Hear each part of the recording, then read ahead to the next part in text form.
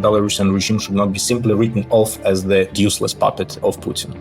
The former colonial master distance themselves from the Kremlin and find other patrons. The bond gets severed. Right now, Belarusian society is in an entirely different condition.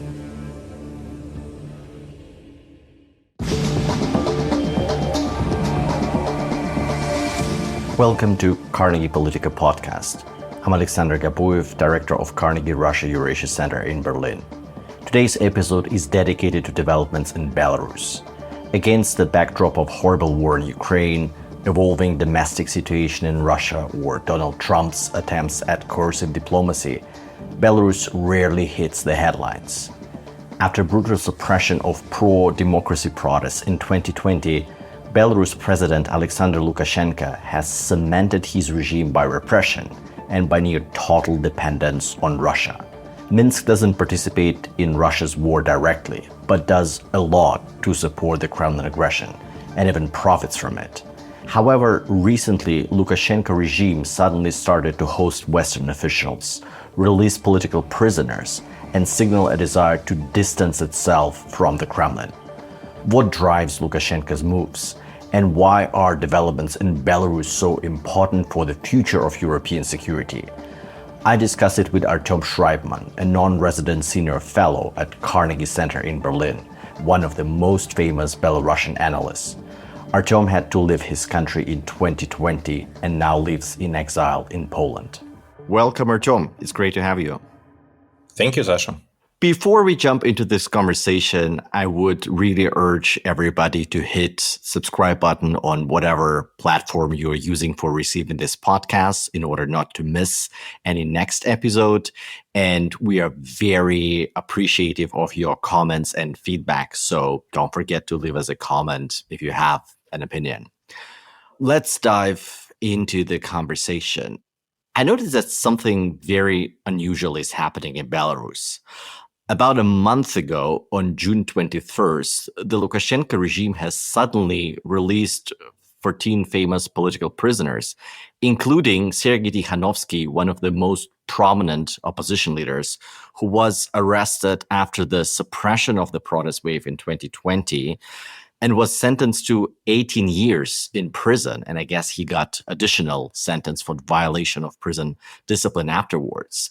Release of Tikhanovsky and others was made possible by visit of Donald Trump's special envoy on Ukraine and dialogues with Eastern European countries, Keith Kellogg.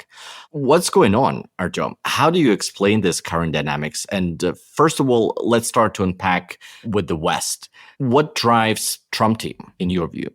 I think it's definitely a new development in terms of political prisoners in Belarus being released, evidently in exchange for a high-level visit from the US. However, the release itself is not something very new because Lukashenko has been releasing political prisoners in this relatively small waves of several dozen people since July last year. So in this framework, this release is just another one, which of course hit all the international headlines because it included, as you rightly said, Sergei Tikhanovsky.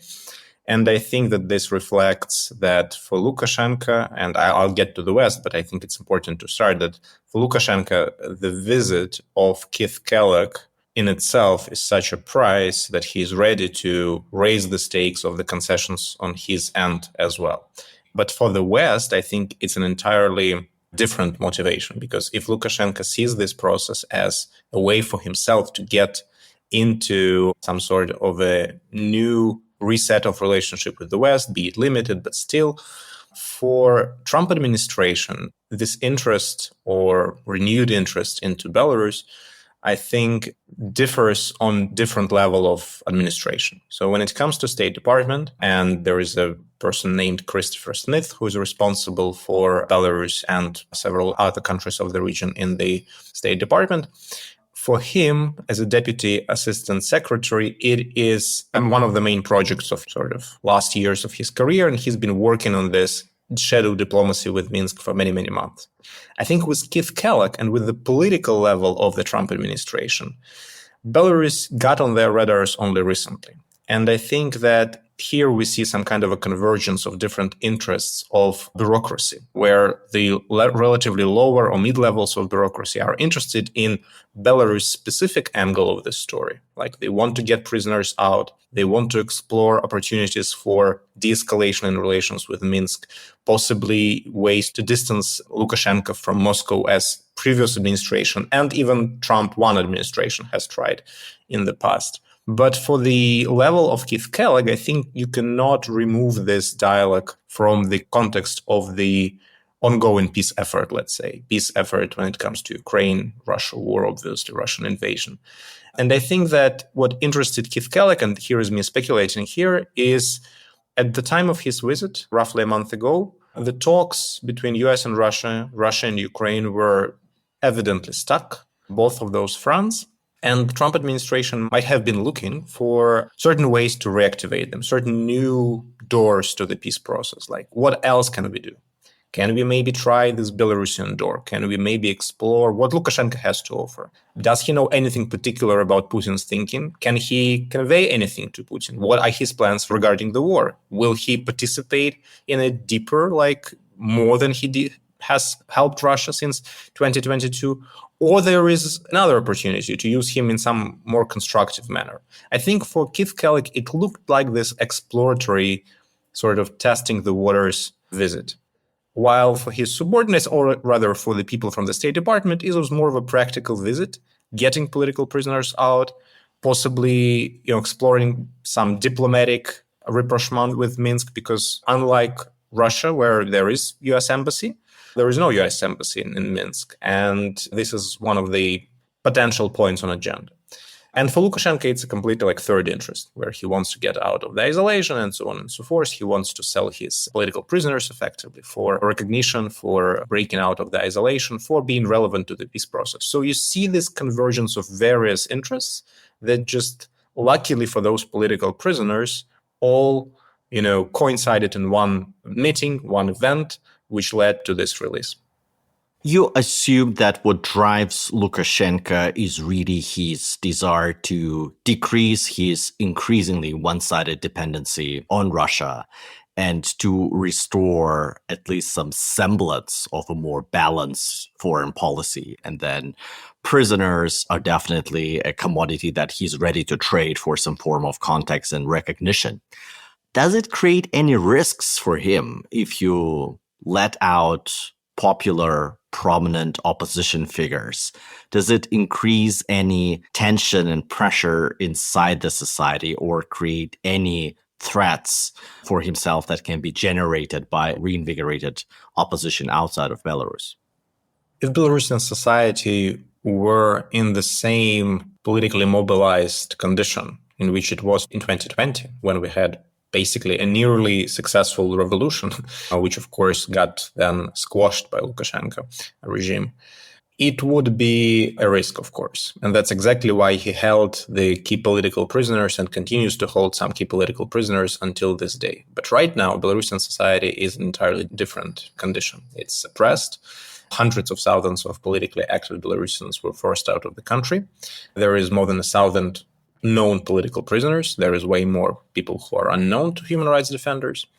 So in this current state, it's hard to see what exactly would be the immediate political risk, especially from a person who has not been freed, like in a usual sense of the word freed. He was exiled. He was effectively sent out of the country immediately, which is also a testament to the fact that Lukashenko does not want these people in the country. And he thinks that them being out of the country is not threatening because he has 5 years of experience of dealing with the political exiled opposition. And this opposition has not posed fundamental, domestic challenges. It wasn't able to ignite a new wave of protests in the country. And I think this is a pretty common experience for exiled oppositions around the world. Russia is not an exception here. Venezuela and other cases that you can think of where as soon as political leaders get forced into exile, their relevance for the domestic audiences, their ability to rally support drastically diminishes. Even if people, their past supporters or their actual supporters still sympathize with them, the bond gets severed. And that's what happened with Tikhanovskaya, the wife of Sergei Tikhanovsky, who, again, was a very popular political leader, or let's say the avatar of the movement in 2020, but has become increasingly less relevant in the recent years. And I think this is the calculation for Tikhanovsky and not a baseless one, to be honest, because it's increasingly unclear what he can occupy himself with in exile. So your view is that the opposition in exile is far less threatening for Lukashenko's grip on power than this growing out of proportion dependency on Russia. Definitely. And I think that you are here, pointing to an important dimension of the story where I think the risks of this process for Lukashenko are not in the opposition strengthening as a result, but in him accidentally tripping the wrong wire in Moscow. Like if he is too fast in his reset of relationship with the West, if this goes into some sort of a dissonance with Moscow's own dialogue with the West, like, for example, Putin and Trump enter leave the honeymoon phase in favor of some argument phase of their relationship. But at the same time, Lukashenko keeps receiving these high-level US delegations and making concessions towards them. That might be challenging, that might be threatening for him and his relationship with Moscow, theoretically. And I think that this is where the source of caution and source of potential fears for him is, not in the strength and potency of exiled community. This is very interesting because that also doesn't happen in a vacuum. You see what's happening to Russia's relationship with Azerbaijan, where Azerbaijan was a very loyal partner that benefited actually a lot from Russia's being enmeshed in this horrible tragedy in Ukraine, not having the bandwidth to play its usual role of having a more balanced relationship between Armenia and Azerbaijan. And Azerbaijan first retook its internationally recognized territory in Nagorno-Karabakh by evicting local Armenian dwellers, and now allows itself to be embroiled in a pretty bitter and increasingly public spat with Moscow that is seen by Russia definitely as countries in near abroad opening this space to challenge the former colonial master, distance themselves from the Kremlin and find other patterns. So if Lukashenko is seen as part of this chain effect, then at some point the Kremlin might decide that you need to clamp down on it and make a precedent. So it's interesting, but we will not go into that. Tell me, what has significantly changed in terms of dependency between the period before 2022 and now? Like, is it possible to quantify how much more Belarus got dependent on Russia? And is the start of the Russia's full-scale invasion the right milestone, or is it rather the 2020 suppression of the democratic revolution attempt? No, there are these two milestones, both, important in their own right, because in 2020, Lukashenko himself basically cut his ties to the West and his ability to balance out the dependency on Moscow, which was like the first nail in this possibly temporary coffin of his autonomy. But then the war, full-scale invasion launched from the Belarusian territory, led to the fact that Belarus stopped being perceived by the West, and I would say even by Russia, as the actor of the same autonomy as it was before. So everybody, more or less everybody around Belarus, started treating Belarus as the Russian, springboard Russian military district, effectively. And this precludes autonomous foreign policy strategizing in the West when it comes to Belarus. I think we see some early attempts of this changing in this US recent diplomatic efforts, but these are in the very early stages of this process.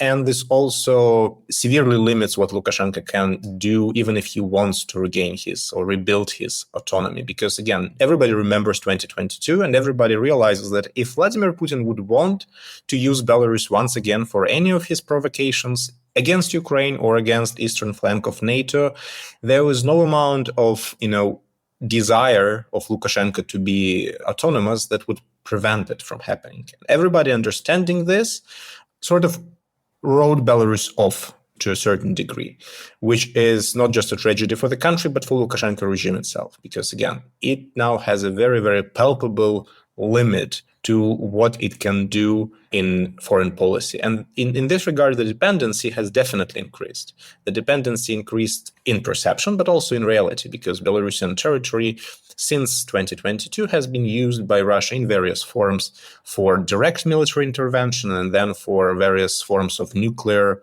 or other non-nuclear, but still blackmailing, signaling towards the West. Like, we will deploy nuclear weapons there, Kremlin announced and allegedly did it, again, unconfirmed.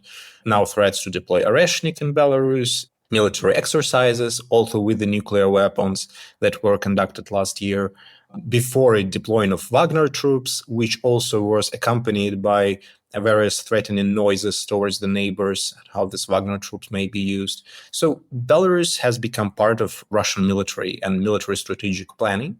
And it shows that it led to a situation where, of course, there is some limited space for maneuver Lukashenko can enjoy while Putin is not watching or while he is concentrated on other priorities. But when push comes to shove, everybody knows that Lukashenko is unable to regain his former autonomy as long as Putin is in power, effectively. And maybe even beyond this, who knows? So yes, 2022 in this regard was a milestone and a very important milestone for where things are with Belarusian foreign policy and other kinds of sovereignty. Well, I think that in our region, over the course of the last quarter century, things have been mostly getting worse. And both Lukashenko and Putin in their early 70s, but they're still pretty vigorous and look healthy, so they can carry on for quite some time. I think that what's important is that the situation might get worse. And you've just released a very good paper, not so quite on the Eastern Front, elements of a risk management strategy towards Belarus that I urge everybody to read. It's always insightful, as everything you do, Artyom. We will put the link to the show notes. But here's the problem. Russia's invasion of Ukraine is in its year 4. The Kremlin is unlikely to be defeated anytime soon. And Putin, as we see, is fuming with war optimism, turning down some of the very favorable proposals on how to terminate this war put together by Donald Trump. We don't know how this war will end, obviously, but the Russian threat to its neighbors, both in Ukraine and in Europe, won't go away. The Kremlin has started to reconstitute its armed forces with the aim to have it bigger and better, with all of the lessons and technologies born out of this war integrated into the training pipeline and the doctrine. And we will have a much more vigorous and threatening Russian military by the end of this decade, if not sooner. So in your paper, you investigate some of these scenarios and how they might involve Belarus. Can you walk us through those scenarios? Under which conditions and how exactly can Belarus be more embroiled into Russia's future attacks against Ukraine or even some NATO members? Yeah, I think that from the start of this possible speculation, everything that I wrote in this paper is speculative by design, because we're speaking about the uncertain plans of, as you've said, pretty old and unstable people like Putin and Lukashenko in this case. So we don't know what's on the mind of these people.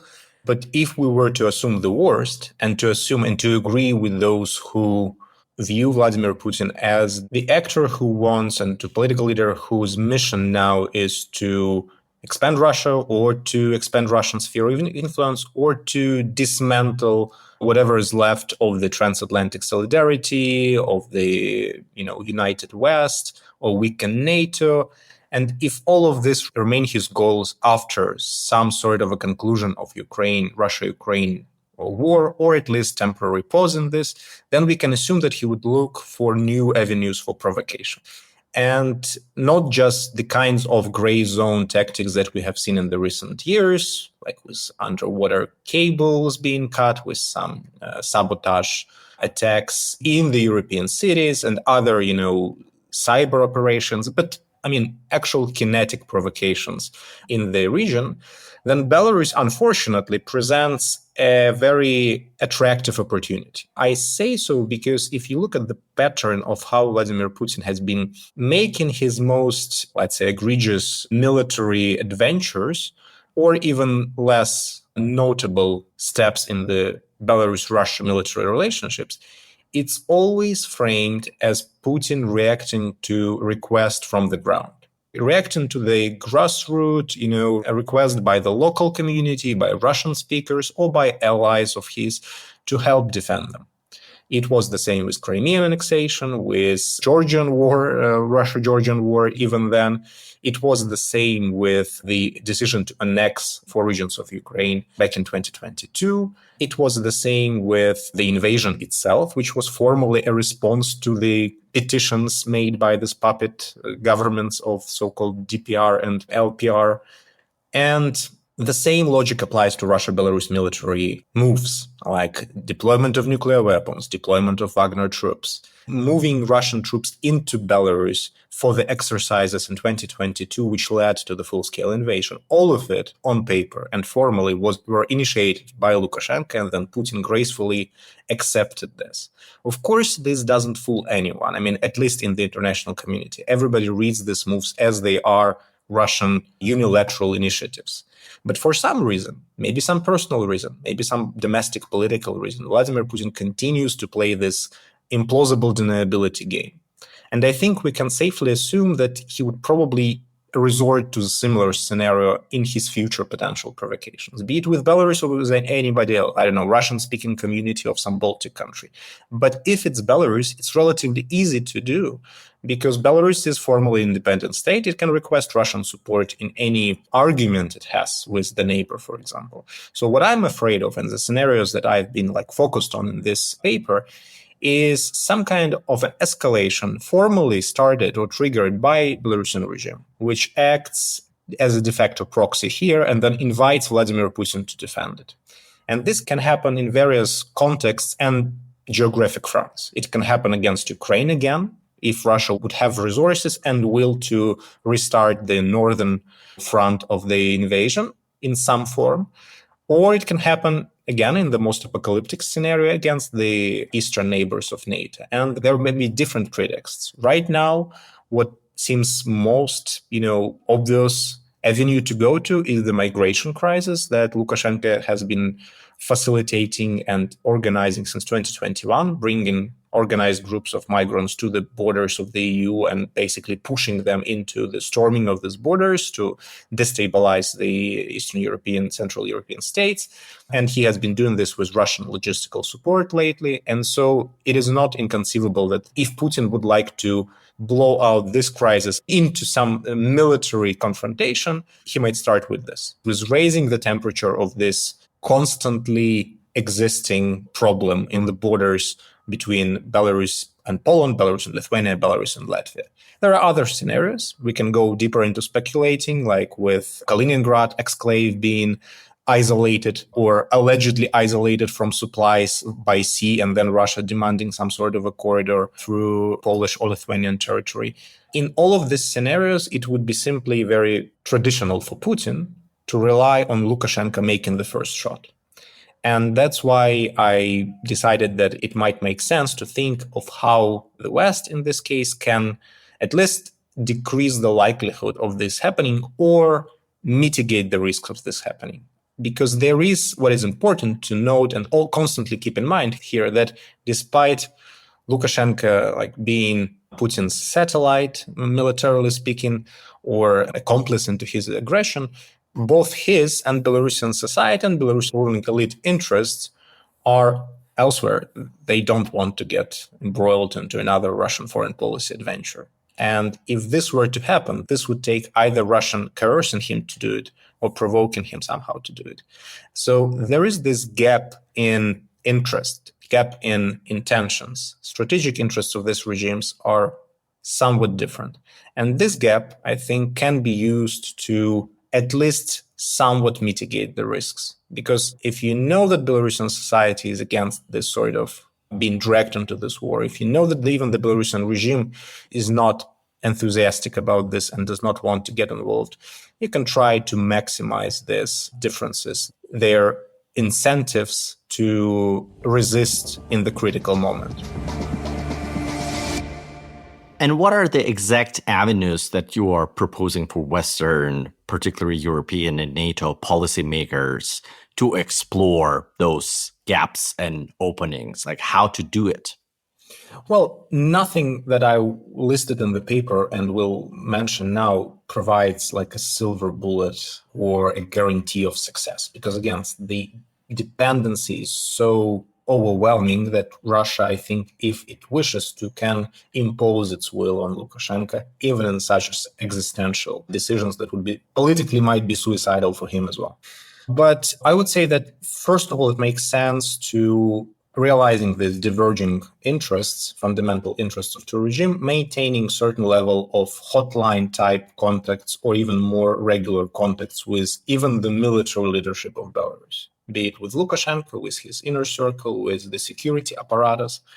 Because in the critical moment, I can imagine that these hotlines, these contact lines, will be used also by Belarusian side to try to mitigate the risks, to mitigate the damage, to maybe alert the West about the coming problems, hoping that it would spare their, fate. And because there is this opportunity to use this Belarusian lack of desire to join the war, I think the avenues and the channels for this use and for this critical communication should be maintained and they should not be cut. And therefore, Belarusian regime should not be simply written off as the unnecessary puppet and useless puppet of Putin. Secondly, I think there is a place for making plausible threats, like explaining clearly to Lukashenko and his people what would be the costs of Belarus being involved in the kinetic war in the region against NATO, that it would go well beyond sanctions and international isolation, that it would lead to strikes against Belarusian military and probably other infrastructure that is involved in the war, so that Belarusian regime clearly realizes the costs and it can act as the deterrent or at least as an incentive to try to resist or to try to sabotage Russia's activity or not to get as deep as Russia would want Belarus to be involved. Also, there is, I think, a value in thinking about what are other deterrents and constraints on Lukashenko behavior. And one of them is public opinion, because there have been a consistent pattern in Belarusian public opinion that despite years of Russian propaganda being readily available for many Belarusians, only a very tiny minority of Belarusians, less than 5% according to some polls, less than 10% according to others, would want Belarus to join Russia in its wars. And this needs to be maintained because this acts as a political constraint of how far Lukashenko is eager to go and what is the risks, domestic risks that he perceives from any kind of deeper integration with Russia. And to maintain this, I think the West was well advised to continue supporting Belarusian independent media and other initiatives that can keep the society from militarizing or getting on the same anti-Western militaristic footing as, unfortunately, large segments of Russian society have been susceptible to. And finally, I think if we think about longer-term solutions or long-term arrangements that can happen in the region after some sort of a ceasefire, of course, it's out of sight these days. But sooner or later, all wars come to halt. And it's conceivable that there will be some sort of a regional, if not security, configuration built, but some kind of a settlement, some kind of an agreement reached between all parties, including Moscow, to at least temporarily cease hostilities in Ukraine. I think it has an added value to have Belarus included into this thinking, because everybody, and I mean literally everybody, probably except for the most hawkish elements of Russian elite, would benefit from Belarus being less of a threat to everybody. Lukashenko would want to Belarus not to be seen, and I mean, anybody who comes after Lukashenko, I would assume, would benefit from not having Belarus be a threat to anybody, to every neighbor. Ukraine would definitely benefit from it, and the NATO, especially NATO Eastern members, would definitely benefit from certain, if not neutralization, then at least certain demilitarization or de-risking of Belarus as the source of potential threats. So if there is a way to involve Belarus into arms controls, exercises controls, or other trust-building measures that would be discussed under post-war or ceasefire settlement, it would be beneficial for the sake of the deterrence of the involvement of Belarus in the next Russian provocation and next Russian aggression. Because you would create instruments for the Belarusian regime, this or next one, to refer to in the arguments with Moscow, saying that, I'm sorry, we cannot be part of another aggression of yours because these are the commitments that everybody has signed, because we now play a role of a more neutral, less militarized area. We are transparent to foreign observers. There is all this Western diplomatic presence here. Please don't go here for another of your adventurous ideas. This is not the guarantee of success. But again, we are here thinking and speaking of increasing chances of avoiding the worst case scenario. So all these parts of not maybe the comprehensive strategy, but parts of creative incentives for Minsk not to join, not to bandwagon onto Russian second wave of aggression, I think would be welcome. Well, I think that this sounds very clear-eyed and pragmatic to me. We definitely made sure that eyes of many policymakers are on your paper. I think that actually some of your recommendations, particularly the last point, might even find audience in a different type of Russian leadership, because the argument of whether you want to keep your strategic assets in a different country that might have European aspirations one day, that is not necessarily hostile to Russia, but is still sovereign with an idea of nationhood and will not be absorbed to Russia. How to manage these strategic assets like long-range radars and other stuff, and maybe a neutral Belarus under observance with a lot of visibility is a good guarantee for Russia's security itself. That might have an audience, not in our lifetime. But here is my last question to you, and it's a rather personal one. You and I joke constantly that everything what's happening to our countries is some kind of a horror series. But we Russians, for your taste, are boring because we are only watching season 2 as our country is continuing its journey into the dictatorial darkness, while you Belarusians have already watched season 5. And I read your work carefully, and unfortunately, I need to say that this metaphor of yours is one of the best analytical frames to understand what's going to happen to Russia, unfortunately. So let's not talk about spoilers of season 5. It's too depressing. But my question to you is, what gives you optimism? Well, it's the hardest questions out of all that you've asked today, I have to be honest, because obviously the optimism is a time-dependent variable, I would say. I was relatively more optimistic in the first months of my forced emigration, so to say.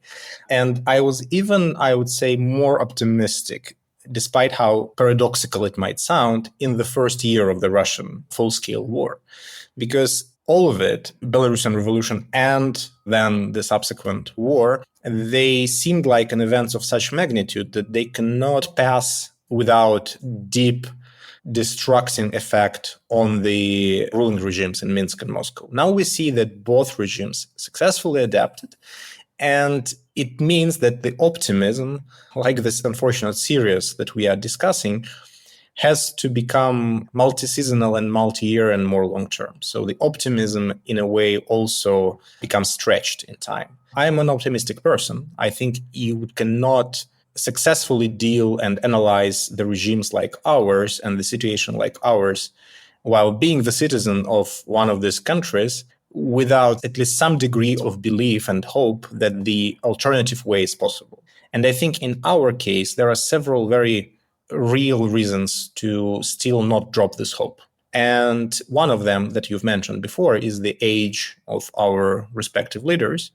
It's clear that the picture would be grimmer if they were 40-year-olds. The outlook for our personal futures and the futures of the country would be worse if these people were at the prime of their political careers. Yes, they can serve for another decade, theoretically, but we can be certain that we will see what comes next.